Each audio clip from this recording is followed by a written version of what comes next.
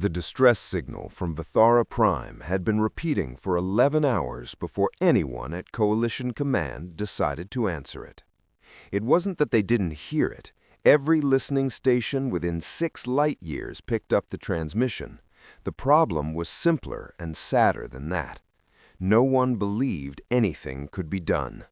Vethara Prime was deep in contested space, its garrison already stretched beyond reason, its defenders a patchwork of 4 different coalition species, reporting that the Vrahl were massing in numbers no defensive force had ever survived. Coalition Command ran the calculations, looked at the odds, and quietly began drafting condolence messages for the families of those already stationed there. Then, Earth responded. Lieutenant Colonel Davan Rowe read the mission brief on the transport ship Ironhold as it cut through the dark between stars. 840 soldiers, 1 battalion. Destination, a planet that 2,000 coalition troops had already failed to hold. The Vrahl were the most feared offensive force in the known galaxy, not because they were more intelligent than other species, not because their weapons were more advanced, but because they were patient. They gathered, they massed, and then they came in numbers so overwhelming that the math of survival simply stopped working. They had cracked 30 coalition garrisons in 12 years. Not one had made them pay a price worth remembering. Rowe set down the brief and looked out at the stars. He had been a soldier for 22 years. He had fought in places with no names, for reasons that took a decade to make sense. He had watched young soldiers grow into veterans, and watched veterans grow into something harder to describe.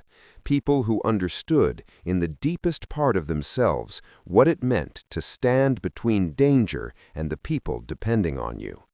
He looked around at the faces in the transport bay. Some of them were barely old enough to shave. Some of them had deployed 3 times before and wore the quiet eyes that came with that. All of them had volunteered. That was the thing outsiders never seemed to understand about human soldiers. Nobody had forced these 840 people onto this ship. They had been told the odds. They had been shown the casualty projections. They had been offered assignments elsewhere. Every one of them had looked at the numbers and said the same thing in different words. Not good enough to stop me. Commander Sarath Vaughn of the Ulhari Coalition was waiting at the landing pad when the Ironhold touched down on Vethara Prime. He was a tall being, insectoid in structure, with 4 arms that currently held themselves close to his body in the posture his species used when experiencing deep anxiety. He had been commanding the garrison's remaining forces for 9 days. He had lost 400 soldiers. His request for reinforcements was a formality, really, something done because protocol demanded it, not because he expected anyone to come. He had expected a token force, a gesture, something Coalition Command could point to later when writing their reports about the fall of Vethara Prime. What descended from the Ironhold was something else entirely. Rowe's soldiers moved with a quality Vaughn had no immediate word for. It wasn't aggression, it wasn't swagger, it was something quieter and more unsettling, the unhurried, coordinated movement of people who had been somewhere very much like this before, in training and in memory, and who had decided long ago how they would behave when they arrived. "Commander Vaughn," Rowe said, extending a hand, "we're here. Show me your defensive map." Vaughn processed the gesture. He had been briefed that humans used physical contact as greeting, and guided the colonel inside. He spread the tactical display across the table, pointing out the Vrahl positions, the approach corridors, the walls that needed reinforcement, the supply lines that were already compromised. Rowe studied it in silence for 4 minutes. His officers stood around him, not speaking, watching their commander think. 12 to 1 odds, his second-in-command, Major Tessa Okoy, said quietly. "I can count, Tessa," Rowe said without looking up. He pointed to 3 positions on the map. "They'll come through here, here, and here. The valley is their preferred corridor, open ground, fast advance, intimidating visually." He turned to his engineering officer. "Corporal Nadim, how long to mine the eastern approach?" 6 hours, sir." "You have 4. Start now." He looked at Vaughn. "How many of your soldiers are still fit to fight?" Vaughn checked his figures. "Roughly 1,100. "Good. I'll need them on the western perimeter. My people will take the east and the wall." He looked at the Ulhari commander. "We're not evacuating, Commander. I want to be clear about that before we start. We're going to fortify this position, and we're going to hold it." Vaughn looked at this human for a long time. He had seen confident officers before. He had watched confident officers die. But there was something in Rowe's certainty that was different from arrogance. It wasn't the confidence of someone who didn't understand the danger. It was the confidence of someone who understood it completely and had already decided it didn't matter. "Colonel," Vaughn said carefully, "the Vrahl have never been stopped in open engagement. Not in 12 years. Not ever." Rowe nodded slowly, the way a man does when he hears something he already knew. "Then we're about to make history," he said. "Get me your engineers." Somewhere across the valley, beyond the ridgeline, the Vrahl were watching the new arrivals through long-range sensors. Their commander, a veteran strategist named Okrath, who had cracked 19 coalition garrisons in her career, reviewed the data. 840 new defenders, one species she had never encountered in battle. Her analysts told her to press the attack immediately, before the new arrivals could settle. Strike fast, before they understood the terrain. Okrath considered this advice and set it aside. She had time. She had numbers. She had never lost. She would give them 3 days to get comfortable. Then she would bury them with the rest. She did not yet know that 3 days was exactly what Davan Rowe needed. The next 72 hours on Vethara Prime looked to the coalition soldiers watching like something between a miracle and madness. Rowe's battalion did not rest. They did not wait for orders to settle in, or for supply arrangements to be confirmed, or for any of the 100 administrative processes that typically followed a deployment. They went to work the moment the iron hold finished unloading, and they did not stop. Coalition soldiers had been defending Vethara Prime for 9 days. They had built what they considered adequate fortifications, reinforced walls, weapon emplacements, clear fields of fire. They had done what soldiers do when they have time to prepare. What Rowe's people did to those same fortifications was nearly unrecognizable. The trenches went deeper, not twice as deep, 3 times, with connecting tunnels beneath them, covered corridors where soldiers could move between positions without exposure. Firing positions were redesigned so that any attacker approaching from the valley would face overlapping fire from at least 3 directions simultaneously. The mines were relayed, not randomly, but in specific patterns designed to channel attackers into pre-calculated kill zones, areas where artillery could cover them with maximum efficiency and minimum ammunition expenditure. Engineering Sergeant Priya Nadim worked through the first night without sleeping.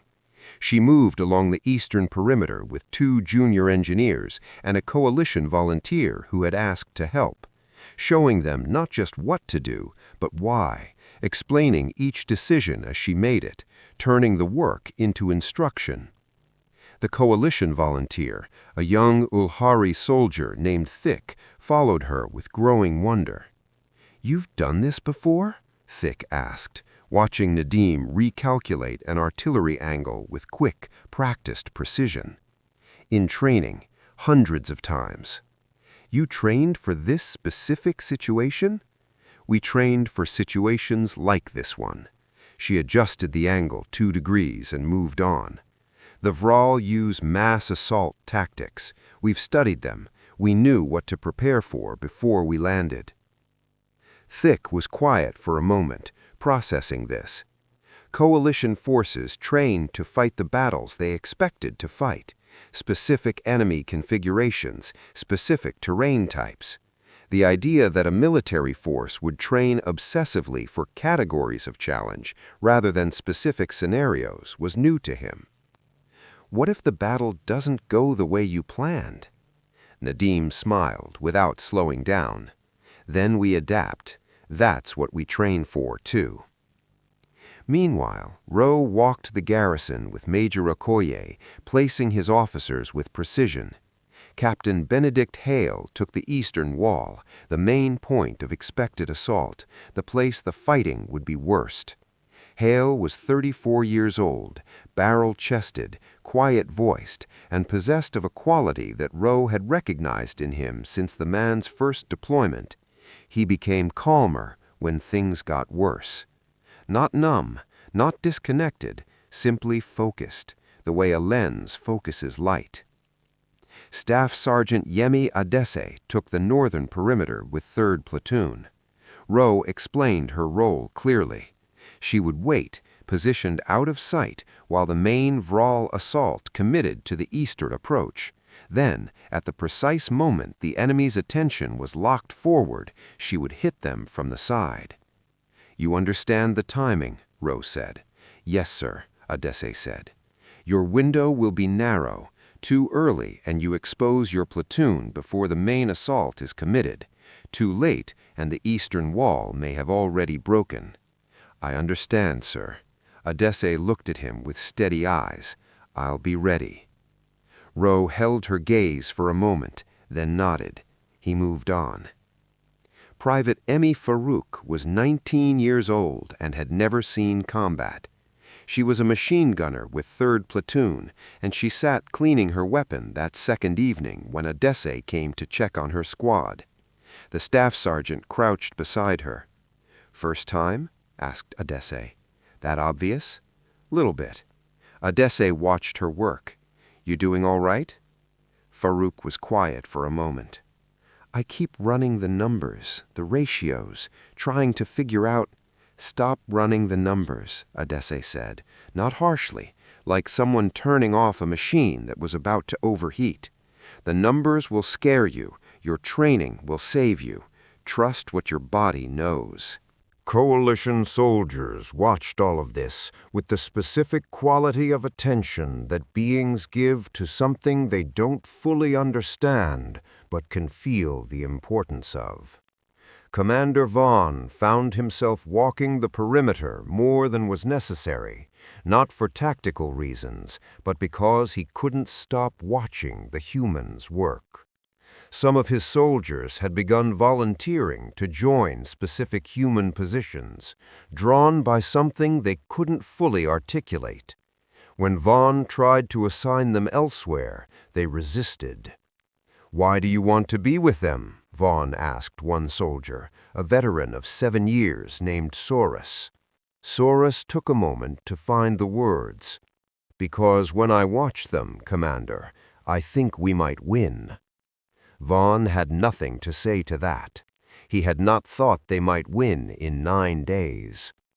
On the second night, Rowe stood at the wall and watched the distant ridgeline. Somewhere beyond it, the Vrahl were preparing. Their scouts would have reported the new arrivals by now. Okreth would be adjusting her plan. Major Okoye appeared beside him. "Intel says they'll move tomorrow night," she said. "Full force, everything they have in this sector." "How many?" "Best estimate, 12,000. Rowe absorbed this. 14-to-1 odds. He had been in worse situations once, on a planet whose name he didn't like to say, with worse odds and less preparation. He had come home from that one. Not all of his people had. "Tessa," he said quietly, "I want ammunition stockpiles checked at every position before dawn, every single one." "Already ordered, sir." He almost smiled. Of course it is. The night was quiet. Somewhere in the valley, wind moved through dry grass. The stars above Vethara Prime were different from Earth's stars, a denser field, more blue than white, ancient light from ancient distances. Rowe had learned, over a career of standing in places like this, that the night before battle had a particular quality. Everything became very precise. The weight of the air, the sound of boots on packed earth, the distant voices of soldiers checking each other's equipment. He turned from the wall and went to find his people. He walked the entire perimeter. He stopped at every position. He asked names he already knew because soldiers needed to be asked. He listened to jokes that weren't that funny and laughed at them anyway. He sat with a young medic named Corporal Sivan Brecht for 10 minutes, talking about absolutely nothing important. And when he left, he saw Brecht's shoulders drop 2 inches as the tension went out of them. This was the part of command that nobody wrote about in the histories. By the time he returned to the command post, the sky was beginning to lighten in the east. Vaughn was waiting for him. "I've spoken to Coalition High Command," Vaughn said. "They're sending observation ships to document the battle." Rowe raised an eyebrow. "Not reinforcements?" Vaughn was silent for a moment. "They want to understand what they're seeing. They don't believe the reports from the first engagement." Rowe shrugged. He would worry about that later. Right now, the Vrahl were coming, and Vethara Prime was as ready as 840 people, and 3 days of relentless work could make it. The Vrahl came at sunset. They were not silent about it. That was the first thing, the sound. 12,000 warriors moving across open ground produced a vibration that the soldiers on the wall felt in their chests before they heard it with their ears. It was a physical thing, a pressure in the air, and it was designed to be. The Vrahl had learned, across centuries of warfare, that fear was a weapon delivered in advance. They roared together, a coordinated sound that had preceded the fall of 30 coalition garrisons. The sound said, "We are too many. You are too few. This has already been decided." On the eastern wall, Captain Benedict Hale looked at his soldiers. "Hold your fire," he said. His voice was quiet. You had to lean in to hear it. That was intentional. Wait for the word. The Vrahl moved through the valley in formation, dense columns, fast-moving, using the terrain exactly as human intelligence had predicted. They had learned from previous assaults on this planet's garrison. They drove hard for the eastern approach, where coalition defenses had broken twice before. They were at 800 meters when Rowe gave the order. "All units, fire at will." The first salvo of artillery fire landed in the middle of the leading Vrahl formation with a precision that surprised even the human soldiers on the wall. Lieutenant Marcos Jong had spent 3 years in artillery school and another 5 in the field, and he had calibrated those guns with the careful attention of someone who understood that every wasted shell was a life not saved. The rounds didn't fall near the enemy. They fell exactly where they needed to, and the formation that had been advancing in tight order suddenly wasn't. The Vrahl had faced coalition artillery before. They had never faced fire this accurate, this sustained, delivered this fast. But they kept coming. They had always kept coming. That was the truth at the center of Vrahl military doctrine. When in doubt, more. When losing ground, more. When the cost was rising, more. It had worked for 12 years because eventually every defensive line ran out of something: ammunition, nerve, people. At 600 meters, the minefield spoke. The detonations moved through the Vrahl advance like a wave breaking on rock, not a single explosion, but a sequence carefully timed by Nadim's precise placement, channeling the forward elements into pre-designated zones where the artillery was already targeted. Vaughn watched from the wall beside Hale and felt something tighten in his throat. He had seen minefields before. He had never seen one used like this, not as a barrier, but as a tool, a hand that reached into the enemy formation and squeezed it into exactly the shape the defenders needed. Still, 12,000 warriors, still coming. They reached the wall 3 times on the eastern face. 3 times Hale's company threw them back. Not by luck, not by desperation, by rotation. Fresh soldiers moving to the line as exhausted ones pulled back to secondary positions. A cycle of sustained resistance that the Vrahl's commanders couldn't account for because no defensive force they had ever attacked had the discipline to maintain it. Coalition soldiers normally fought until they broke. Human soldiers fought in shifts. Private Emi Farouk was at her gun on the northern perimeter when Adaze said the signal. Her hands were steady. She had been waiting for 2 hours, listening to the sound of battle on the eastern wall, watching the Vrahl reserve forces begin to move toward it. Every instinct she had wanted to engage earlier. Every minute of training she possessed told her to wait. Adaze said, "Now." 3rd Platoon hit the Vrahl flank with everything they had. The effect was not immediate. The Vrahl were too disciplined for that. But the effect was real.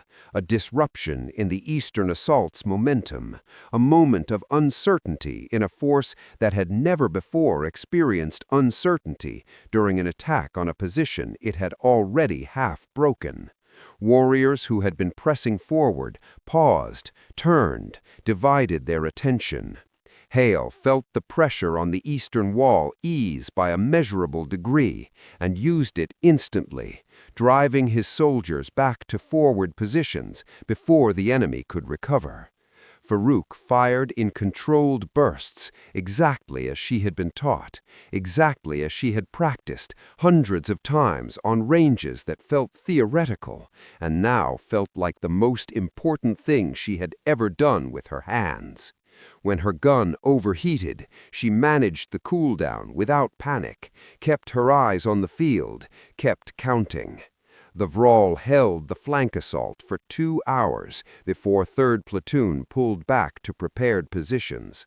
By then, the damage to the eastern attack was done. The coordination was broken. The flow that had cracked 30 garrisons was disrupted, and disruption in a mass assault doctrine was catastrophic. Around midnight, Rowe authorized the raid. Sergeant Tomas Vega led 20 soldiers through the darkness, using equipment that turned the night into green daylight. They moved in silence, using routes that had been mapped during the 3 days of preparation, toward the Vrahl field command post that the coalition intelligence had located 2 kilometers behind the assault line. Vaughn had looked at Rowe when the plan was explained and said, quietly, that he had never heard of a garrison force conducting offensive operations during its own defensive battle. Rowe had nodded. "That's why it'll work," he said. The command post was gone in 11 minutes. The Vrahl assault lost its direction after that. Not immediately. The warriors were too experienced, too proud for immediate collapse. But the centralized coordination that had been driving the assault in deliberate waves simply stopped. Individual unit commanders made individual decisions. The waves became clusters. The clusters became targets. Corporal Sivan Brecht had been working in the field hospital for 14 hours when the pace of incoming casualties began to slow. Not because the fighting had eased, it hadn't, not yet, but because the human casualties were lighter than any battle of this scale had produced in coalition history. Brecht had trained for mass casualty scenarios, had trained until the procedures were automatic, until panic had nowhere to live in her, until she could operate under conditions that would have frozen a less prepared person solid. She treated wounded from both sides with the same careful speed. There was no other kind in her unit. And somewhere around the 4th hour, a coalition soldier being treated on one table looked at a Vrahl prisoner being treated on another and asked why. Brecht answered without looking up from her work, "Because they're injured. That's the only qualification I need." Dawn came. The Vrahl pulled back. Of the 12,000 who had entered the valley, more than 4,000 would not leave it walking. The human battalion had held every position. The garrison walls were intact. The soldiers on those walls were exhausted and dirty, and many of them were quietly shaking with the delayed arrival of the adrenaline their training had kept at bay through the night. Human casualties? 27 killed, 71 wounded. Vaughn stood at the wall as the sun rose and said nothing for a long time. Then he said, "We won." Rowe looked at him. "We held," he said. "There's a difference." But they both knew what had happened. The Vrahl had brought everything they had to this sector of space and thrown it at 840 humans and a battered coalition garrison, and the wall had not fallen.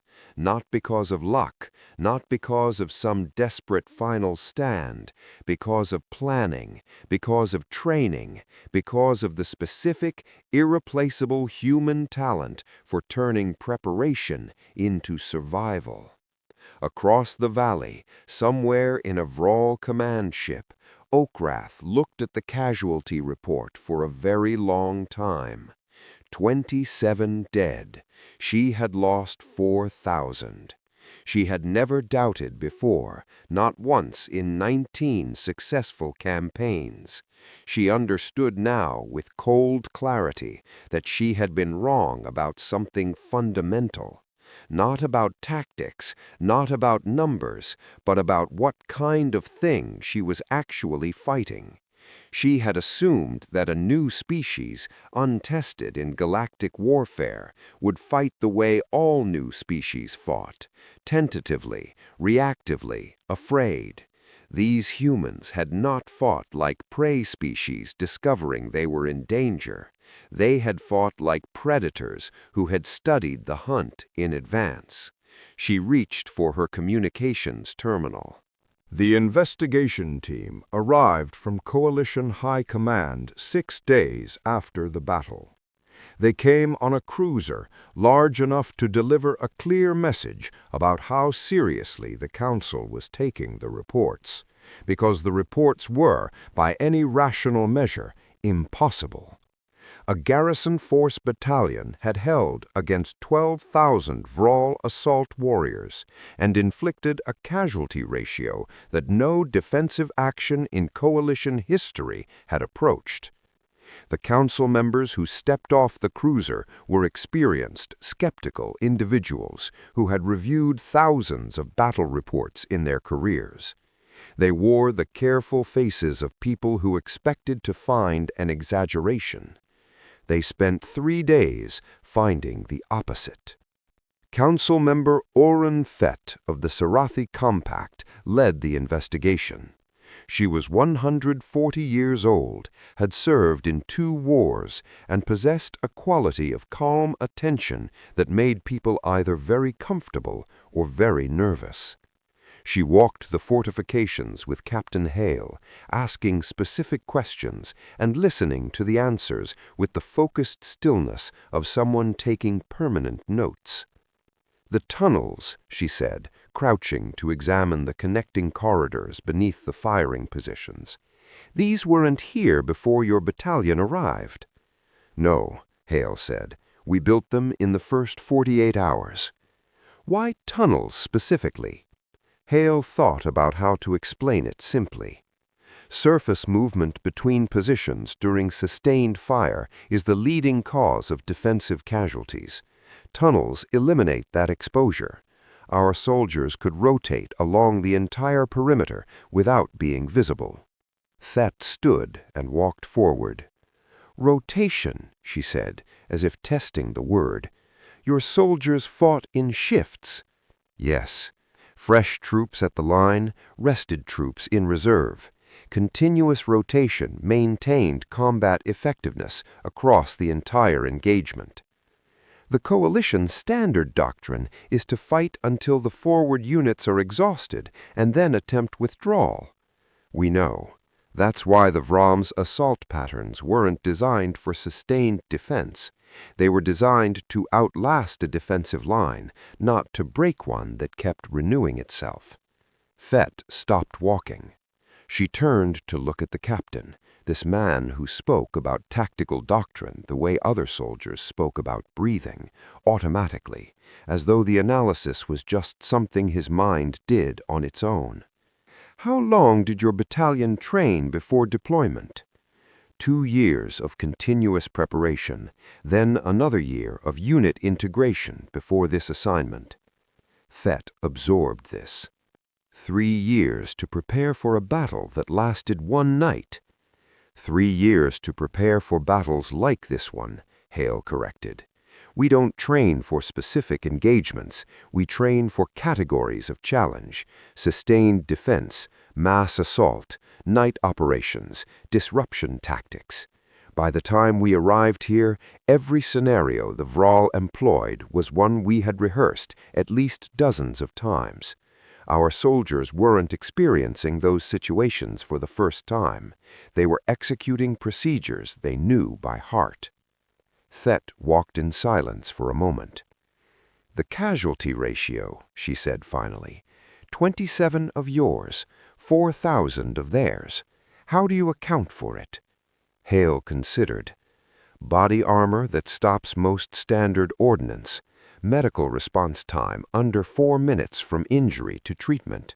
Fire discipline, every shot aimed, every trigger pull considered. And the fortifications.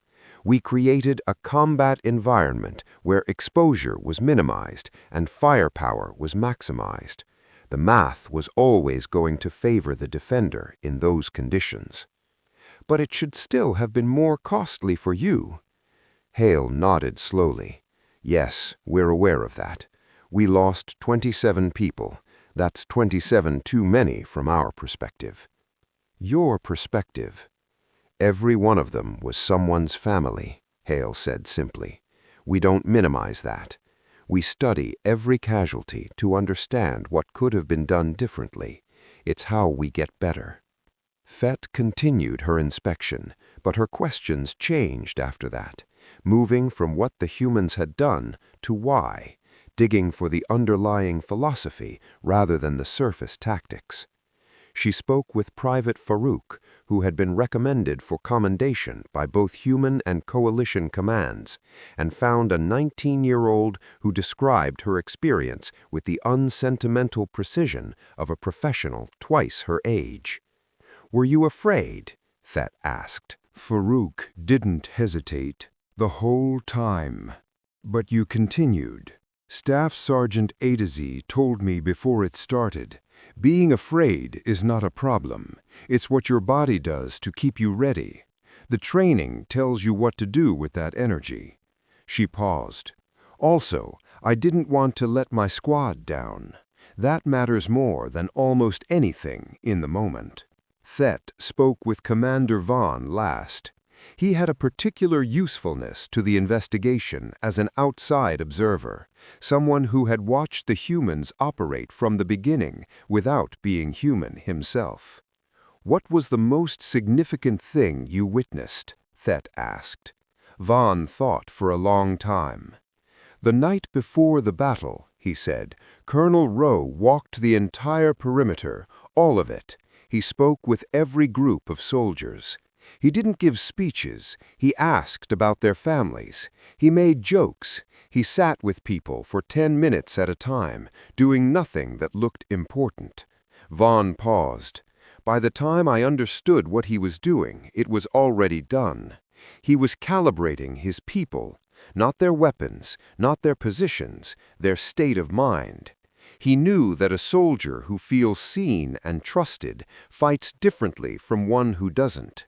Thet wrote nothing down. She didn't need to. On the final evening of the investigation, Rowe met with the council in the command center. Thet spoke for the group. "Colonel, the council would like to offer your military command authority over the entire border sector. Your capabilities are beyond what any coalition species currently brings to this conflict." Rowe shook his head. "With respect, council member, that's not why we came here." "Then explain why." Rowe leaned forward slightly. "Because someone asked for help, and we said we'd come. That's the entire reason. We didn't come to take command. We didn't come to show you how warfare is done. We came because an ally needed soldiers, and we had soldiers to send." He looked at the council members around the table. "What I'd suggest instead is a joint command framework. Every species in this coalition has capabilities, knowledge, and experience that humans don't have. Why would we assume the right structure is one species on top? Build something that uses everyone's strengths." "You believe that?" another council member asked, with a hint of skepticism.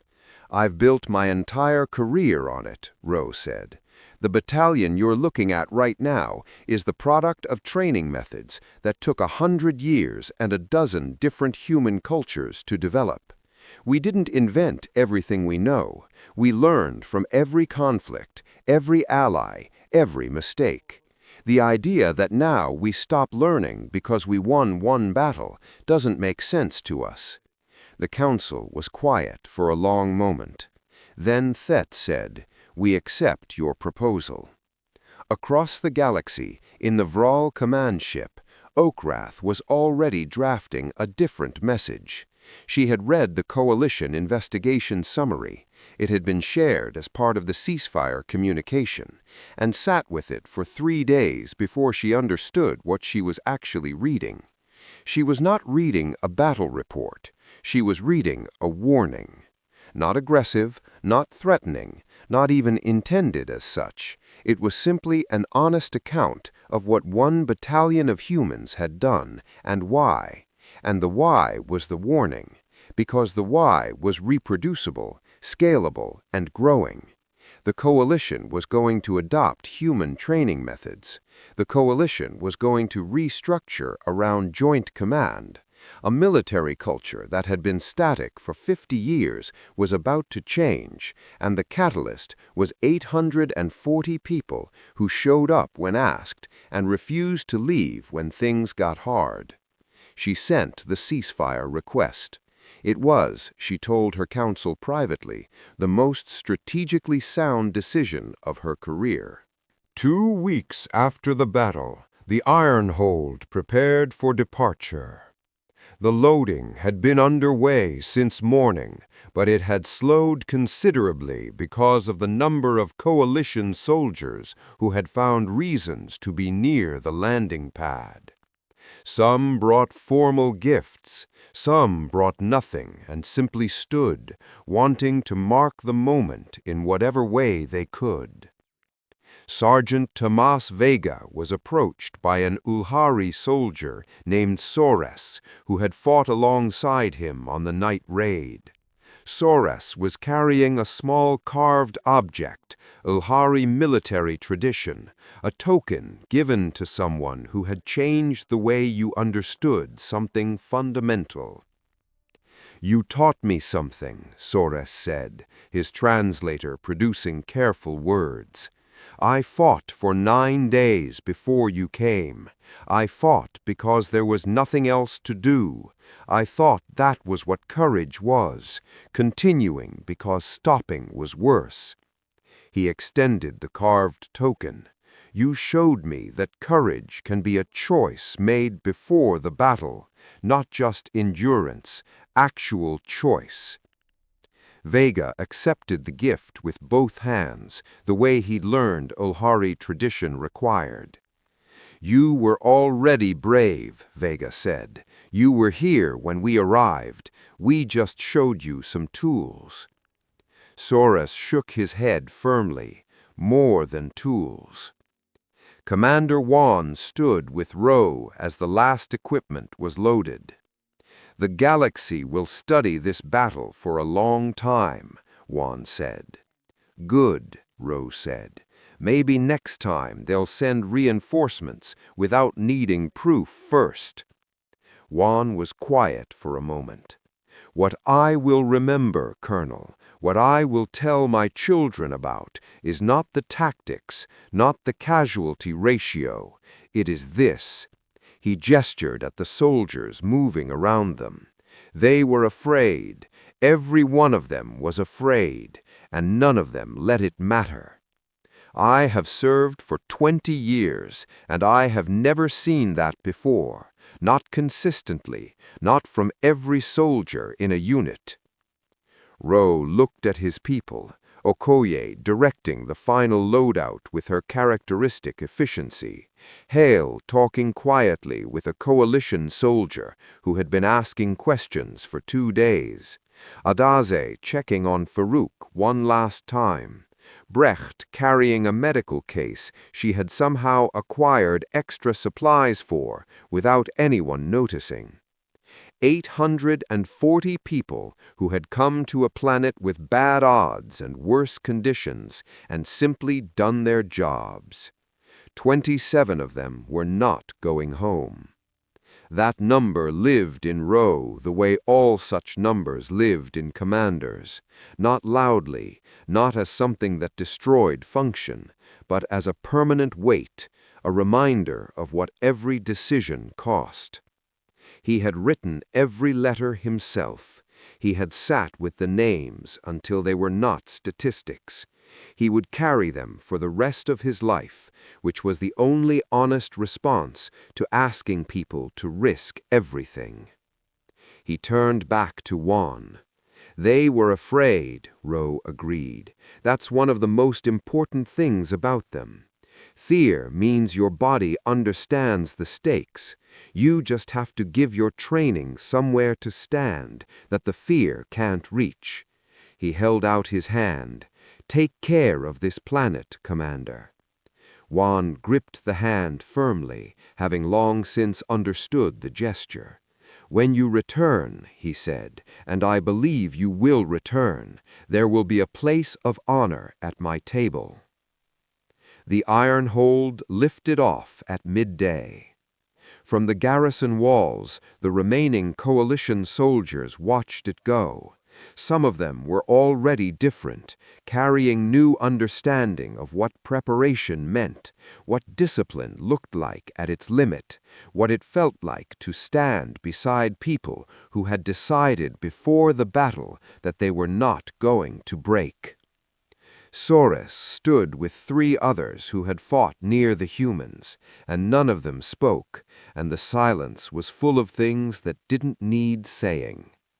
On a high plateau above the valley, construction had already begun on a monument.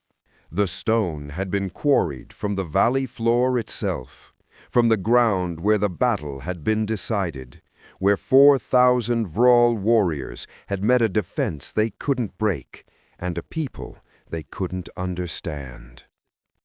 Coalition engineers worked alongside the remaining human advisors to shape the stone, And the design was simple, because the Coalition Council had decided that simplicity was the only language adequate to what had happened. When it was finished, the inscription read, "In honor of the soldiers of Earth's 7th Battalion, who arrived when asked, held when others could not, and left a galaxy changed behind them." Below that, smaller, in every language represented in the Coalition, "They came with 800. They were outnumbered 14 to 1. They were afraid, and they held anyway. This is what it means to keep a promise." Commander Vaughn visited the monument every morning for as long as he was posted on Vethara Prime. He would stand there in the early light, looking at the stone, thinking about what it meant, not just for the battle, not just for the war, but for the longer question of what kind of strength actually mattered when the numbers stopped working in your favor. He had his answer now. Not size, not bravado, not the aggressive certainty that the fight was already decided before it started. Training, planning, the willingness to be afraid and act anyway. The specific human understanding that courage was not the absence of fear, but its management. That you could feel everything and still choose, still aim, still hold the line. Across the galaxy, military academies began adding new chapters to their curriculum. The Defense of Vethara Prime became required study for every officer candidate in the Coalition. Not because the tactics were revolutionary, though they were, but because of what the battle revealed about the relationship between preparation and possibility. Young officers from 24 species learned to ask a different question before every engagement. Not, "Can we survive this?" but "What do we need to know, and how well do we need to know it, so that survival becomes a skill instead of a prayer?" On the Ironhold, crossing the dark between stars toward home, Rowe sat with Okoye and said very little. The stars outside were Earth stars now, close enough to recognize, far enough to still look ancient. "Think they'll remember?" Okoye asked. Rowe thought about Vaughn, standing at the wall at sunrise, saying, "We won," in a voice full of wonder, like someone experiencing a thing they had stopped believing was possible. He thought about Farouk, 19 years old, steady hands on a gun in the middle of a battle that should have broken her. He thought about 27 letters he would write and would carry forever. "Not the way we'll remember," he said, "but they'll remember something. They'll remember that when they asked for help, help came. When everything said run, someone stayed." He looked at the stars. That matters. It changes the math on the next one. Okoye nodded. She understood what he meant. The legacy of Vethara Prime wasn't a monument or a changed doctrine or even the peace that had followed the ceasefire request. It was something harder to measure and more durable than all of those things. It was the proof, written in stone and in the memories of every being who had stood on those walls, that impossible odds were a description of probability, not a verdict. And that humans, above all, had never been much impressed by probability when something worth holding was on the line. The Ironhold jumped to faster-than-light travel. Vethara Prime fell behind them, growing small and then gone, the way all things do when you're moving fast enough toward what comes next. But the wall remained, and the stone, and the inscription that would outlast everyone who remembered the day it was carved. They came with 800. They were outnumbered 14 to 1. They held anyway. This is what it means to keep a promise.